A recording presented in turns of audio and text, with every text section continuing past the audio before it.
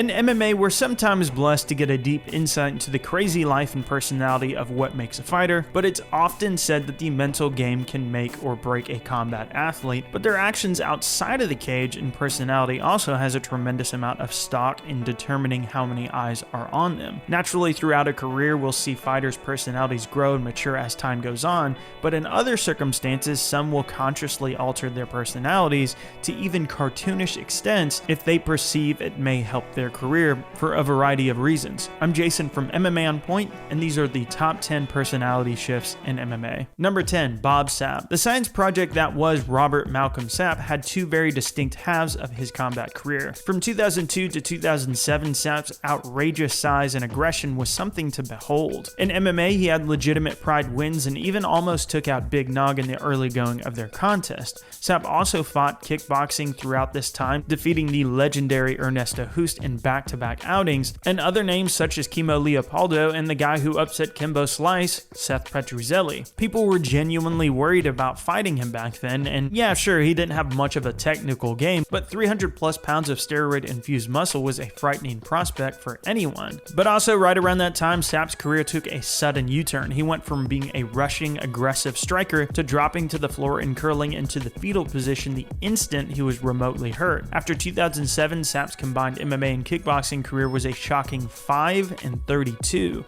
with almost all the losses being early in the first round. He explained that once he had stopped fighting in K1 and other large organizations, hospital bills were barely covered or not covered at all, so with the fear of losing nearly his entire paycheck to the hospital, Sapp decided to avoid damage at all costs and tap out to strikes, displaying a wild juxtaposition from his previously fierce fighting mentality. And of course, this also affected his mind outside of the cage, as seen in the infamous Ariel Helwani interview.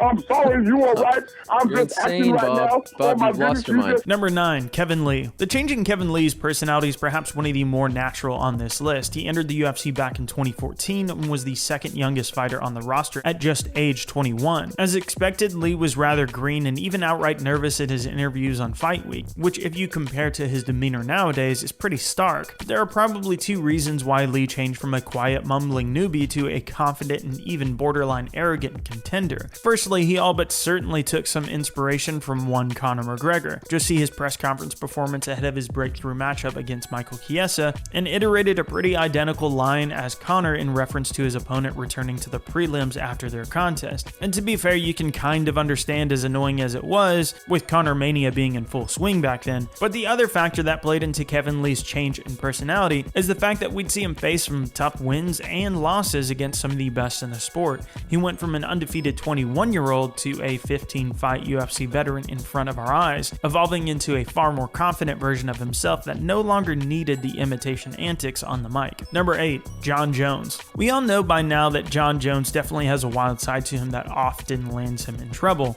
but early on in his career, Jones tried suppressing this from the public. On his rise to the light heavyweight title, Jon was very respectful towards his opponents, extremely humble, and surprisingly by today's persona, soft-spoken. If you were to just take Jones at face value at that time, you'd probably say he was one of the more polite and genuine fighters in the UFC, notwithstanding the accusations of being very fake at the time. But in reality, Jones was partying before fights like he did with Gustafsson and would go on to have various run-ins with the law, not to mention failing drug tests also. As his career progressed and fans learned more about his personal life, it obviously became tougher for Jones to portray that clean image. And this became especially clear during his first contest with Daniel Cormier, where the two had a strong back and forth, particularly when they assumed that the cameras weren't recording, with Jones threatening to literally kill Cormier if DC were to spit on him. Not to mention that came after that crazy brawl that happened a mere few hours before. After this caught win, Jones slowly ditched the good guy act and now embraces the controversial character he is now known for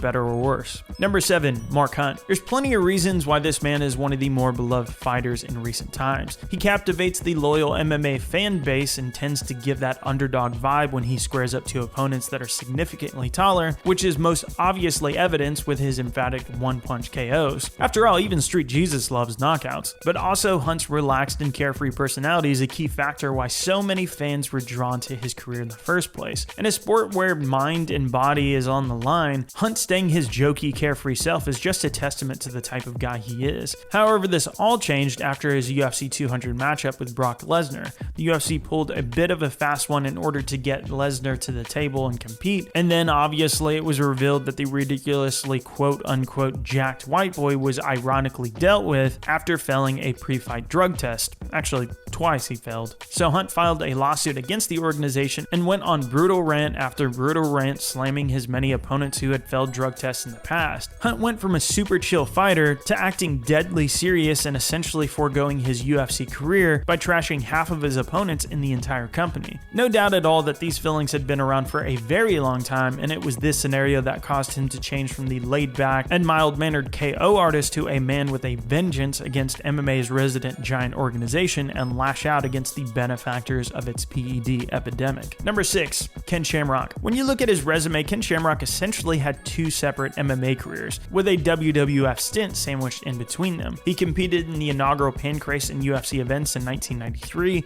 and although a fierce competitor, he was very respectful towards his opponents at that time. Ken admitted Pancrase founders Masakatsu Funaki and Minoru Suzuki were more skilled than him at the time and gave plenty of praise to Royce Gracie.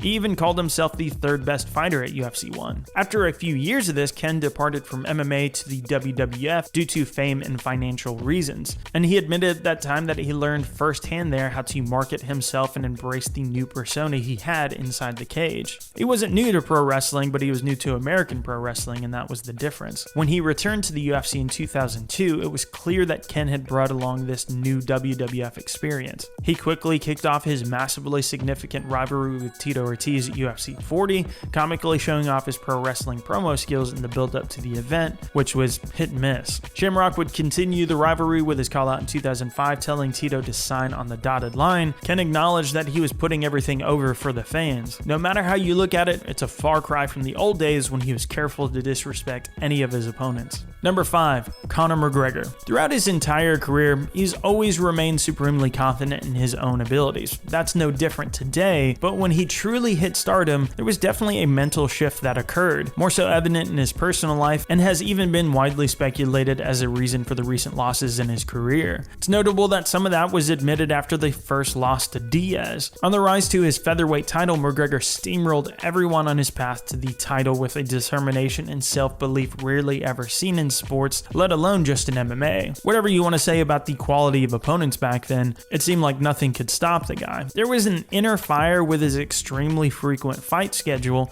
and thirst for bigger and bigger milestones. But then things seemed to change for Conor after he reached a short-lived double champ status and then made a reported $100 million fighting Floyd Mayweather in 2017. Whether it was him just reaching the milestones he intended to in his career or it being the old adage that money changes people, it appeared to ring true for him in one way or another. Conor quickly went from that cocky but still respectful to the fans and media outside of the cage to the guy who attacks referees, buses, old people, getting arrested, and any fan that dared to annoy him. He went from being that person who'd take any fight available to almost the complete opposite now, where we are lucky to get even just one fight out of him a year, and he seemingly feels invincible to carry out senseless acts on the street. But of course the door is still open for him to turn things around, and hopefully Conor can get back on that right path through competition or retirement if that's what he chooses to do in the coming years and stay out of trouble in the process. Number 4. Rory MacDonald. When someone says his name, the first thing that comes to mind for most MMA fans is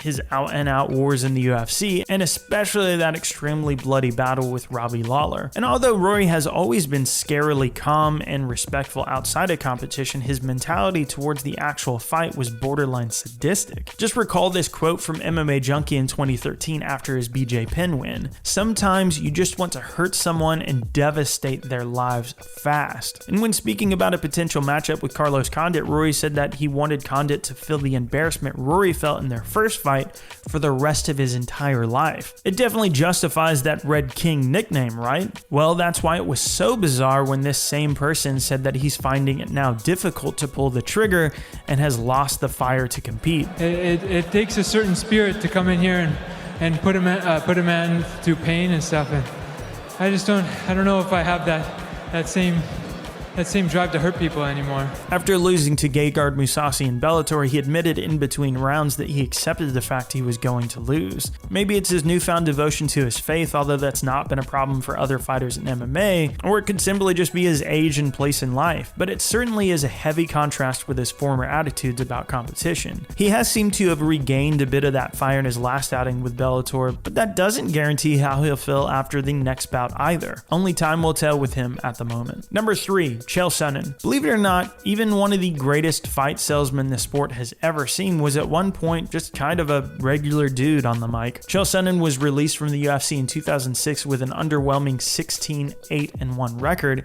and was on the path of a journeyman fighter. And although you could see glimpses here and there of what Chael was to become, he didn't care too much for the art of selling fights back then and would more often than not give a standard vanilla interview with your regular answers that 95% of fighters give. He was far more sincere back then. Sometimes you go out there and you hope for the best, and I know hope isn't the best strategy, but it's all you've got. I got the job done. It wasn't until his UFC return in 2009 that Chael truly embraced the more entertaining side of his personality and perhaps began utilizing that sociology degree to great effect. Against Yushin Okami, Chael openly admitted that Okami's lack of promotion limited them to the prelims, and he took the reins in gathering interest with his words. It's not just a fight, this is the fight business. And if you can't hype a fight, you're gonna get relished to the undercard. It's been kind of under the radar in all aspects, but I appreciate everybody tuning in and watching anyway.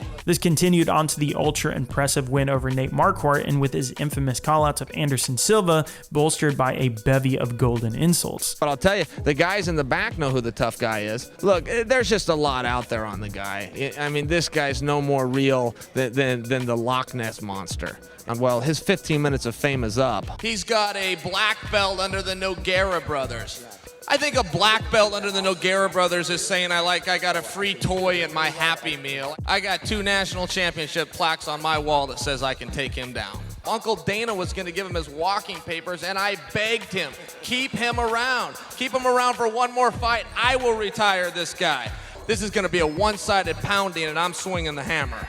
Chael quickly became one of the very best trash talkers and self-promoters that combat sports have ever seen. Even Dana White said that Chael just kind of came out of nowhere with his personality to elevate his career to new heights. And although his early career was notwithstanding some bright spots, it's mostly overshadowed by the latter half in MMA's fans' minds because of everything that he said and did. Number 2, Henry Cejudo. When Cejudo first entered the UFC in December of 2014, he was just a regular run-of-the-mill fighter on the roster. Oh yeah, he had a gold medal that I'm not sure many of you know about from the Olympics.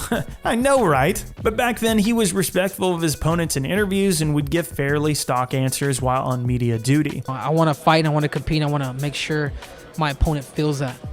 I'm just out there doing my best and perform. We got to see more of Henry when he coached Tough in 2016, and you could certainly see more of the self-confidence of an Olympic champion back then, but it still wasn't anything outlandish or out of the norm. He even remained respectful after defeating Demetrius Johnson for the flyweight title. I defeated a guy that there's a bit of admiration for, a guy that's done a lot for the flyweight division.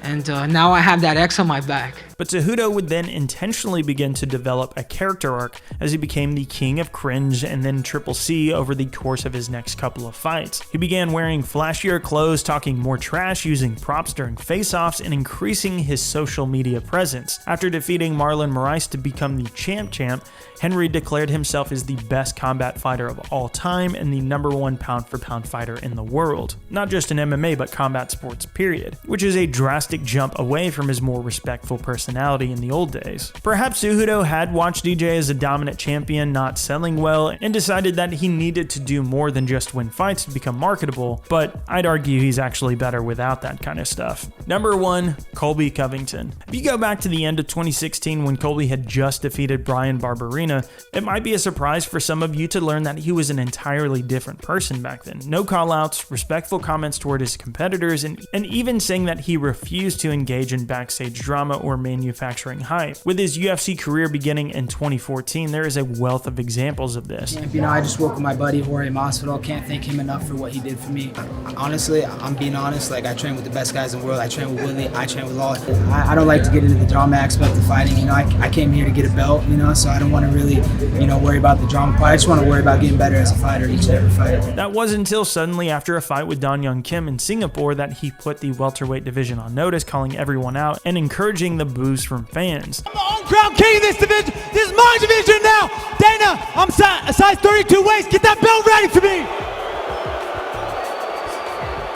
This was a marked shift from the then previously quiet and humble fighter to an outspoken and intentionally controversial version of himself, which even then paled in comparison to his next fight where he called Brazilian fans filthy animals after beating Damian Maia. There is a claim from his coach Dan Lambert that this new persona was built out of necessity and was because of his amateur wrestling heavy style that was deemed too boring, and that win or lose he'd be kicked out of the UFC after the Maia fight. So he responded by trying to make himself more interesting. But clearly the new character was developed before that fight with Dong Young Kim. What I think the real difference came out of pro wrestling experience from that exact same year. It's also the reason I'm hesitant to believe Covington was on the chopping block, as his coach Dan Lambert said.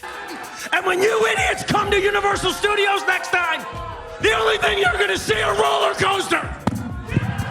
Almost no fighter is kicked out of the UFC on a win streak. Even then, it's usually because of a serious conflict with a company like John Fitch had back in the day after a couple of losses. But here in Pro Wrestling with Impact is where Covington got his feet wet and acting out as a heel or a bad guy, and this is when, coincidentally or not, his character started to go heavily in that direction, and it's then that he most dramatically changed himself. Love him or hate him though, it's no doubt the biggest change in personality, and without a doubt the most swift change on our list. I'd like to give a big shout out to Charlie Howard for writing this video. You can follow him on Twitter at MMA_Charlie, and then you can thank Tom Ransom because he helped me edit this one. You can follow him on Twitter at Tom A. Ransom. Thanks for watching my list, guys. If you enjoyed the video, subscribe and like. We upload at least 3 videos per week about MMA, and it really helps us out when you do so. If I missed anything on this vid, let me know in the comments, and feel free to follow me on Twitter at Jason the Heart, or